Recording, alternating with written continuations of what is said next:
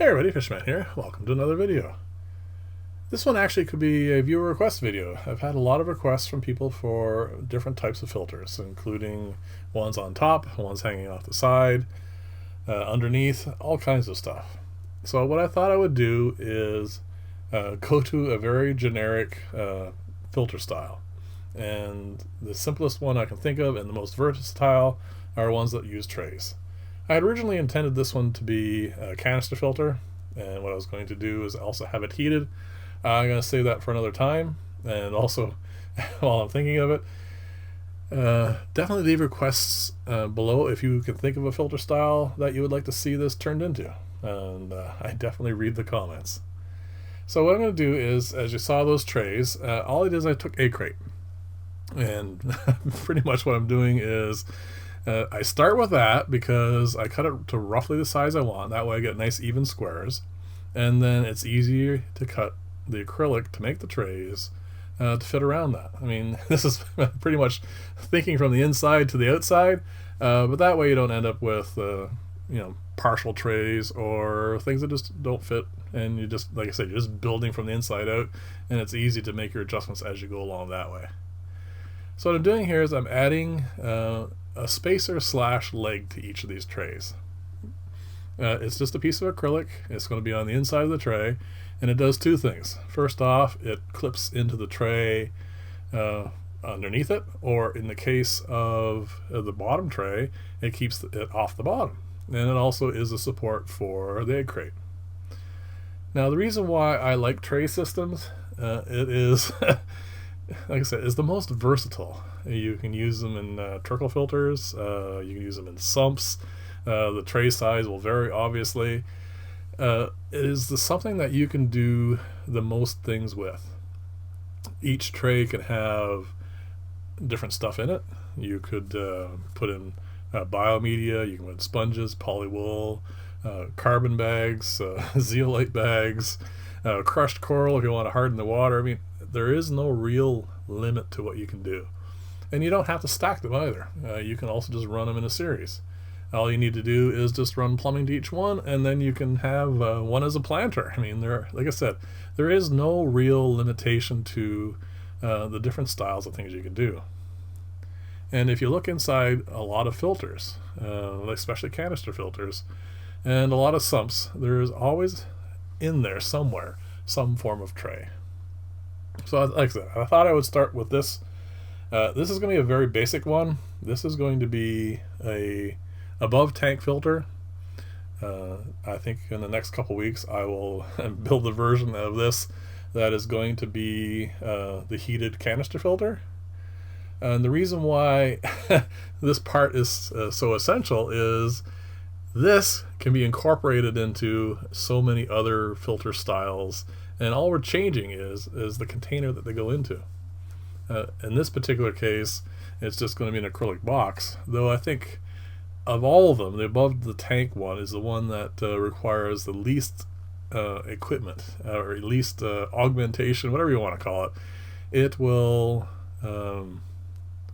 sit on top, and if it leaks a little bit, it's only going to drip into the aquarium. So it is, like I said, the safest one to make. And also, lately, a lot of the filter builds I've been doing have been requiring a lot of extra tools, let's say, equipment, and this one requires very little. I mean, all you need to do is be able to cut acrylic in a straight line, and that's pretty much it. It's not hard to cut. I mean, I use a table saw, but that is not necessary, and all you need to do is glue it together. And the glue joints don't have to be perfect. I mean, when I was putting on the legs, you saw I wasn't really taking any extra care and making sure that they're mounted properly, because the trays sit on each other. Those brackets are just there to keep the trays from shifting to left or right or whatever. They just hold things in place. So they don't need to be perfect. They don't need to be, exactly measured. One of them I did measure a little bit more accurately, and that would be for the bottom tray, just so it didn't rock at all. But that's not hard to do. And you'll see when I actually flip this one over when it's finally done. It does have a bit of a wobble to it, but that wobble never gets seen because it is going to be one of the trays that's not on the bottom. So I think I've rambled on enough about that. And that is the reason actually why I left all this footage here. This is the first time I've shown you full glue up from one end to the other. Not just so I could ramble on, but also to show you it doesn't take long. And there's no real rocket science to this. It's just a simple matter of just being careful and gluing it. And the acrylic glue, methylene chloride, sets really fast. Normally I show this in time-lapsed, and it does seem to go by a lot faster. But this is all just straight time. It took me a little over 4 minutes to do this, and it's done. That's it. And you can see there's a bit of a wobble to that because I didn't measure the legs. It won't make any difference at all. You just plop the tray in. And then if you have a media that is smaller than the egg crate, same as with the undergarl filters, just put a bit of screening in them. This particular build-up, I won't be doing that because, like I said, this is just going to be generic showing you how it works. And I'm going to be using this for so many other things that I just didn't want to, cut up too much stuff. So this is the bottom one. You can see how the legs stick out a little bit. That gives me the gap on the bottom, and that keeps it so that the water will flow through. And then this particular is a 4-tray system, and the top rack just fits on top of there. And there you go. That is a rack system of trays, and you can put the top one as a sponge, next one is some sort of biomedia, next one is carbon, whatever you like, and you can pull them out and clean them. The reason why I usually use the top one for a sponge or whatever is that's the one you're most likely to clean the most often.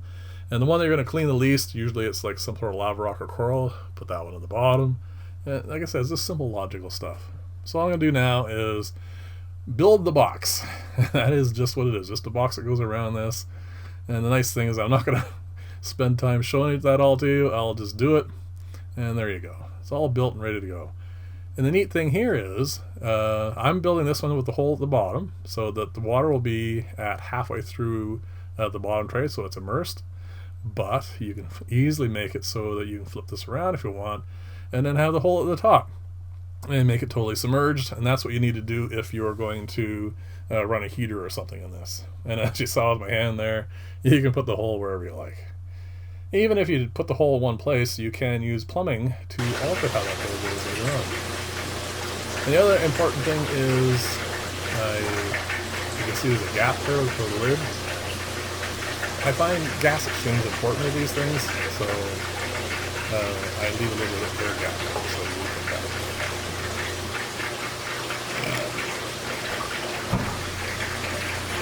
There you go, all done. Now all you do is plumb this up. And I'm not going to do any glue fittings again, simply because I don't want to end up wasting plumbing parts, so it's all just going to be friction fit. And like I said, this is just so that I can reuse this without having to continually, buy new parts and stuff. So all I'm going to do is use the same pump I used for the diatom filter, and I put a little bit of polyester wool in there, and I'm just going to fire this up. Use your imagination for the rest of the holes. And as far as how the water spreads around, you can alter that very easily by putting a little bit of a spray bar on the top. Not necessary for this demonstration, but it's easy to do. And it will fill up to the hole, and then it will drain into the tank. So let's see, the bottom tray is going to be immersed. The other two trays are going to be trickle filter style, but like I said, you can do whatever way you want. So that's pretty much this video. And as I said before, definitely leave comments below for other versions of this. I'm already going to make the canister filter that is going to have the heater involved in it. So that's going to be coming up soon. But like I said, leave comments for any other versions you'll be interested in seeing, and I'll hopefully be able to get around to them all. And as always, thank you very much for watching. If you like this style of video, please like and or subscribe. And like I said, let me know in the comments what you think. I mean, like I said, I wanted this to be a straightforward, simple build. I didn't want any complexity to it, because this is the kind of project that someone who's just starting out in making acrylic things can do. They're all straight. You can see me there with the camera. I was trying to do stuff with the phone at the same time. That footage didn't turn out because I think I must have brushed the screen with my finger or something, so it didn't show up. I didn't end up using that. But anyway, I'll figure all that out as we go along. So anyway, give this a go. I mean, it's an easy filter to do, and it's not something that should be daunting. And you don't have to build it in this style. There are so many variations, and I'll go through some of them, and hopefully that will come across, and people will see that the building stuff is easy. Anyway, again, thanks for watching. I will see you in the next video, and bye for now.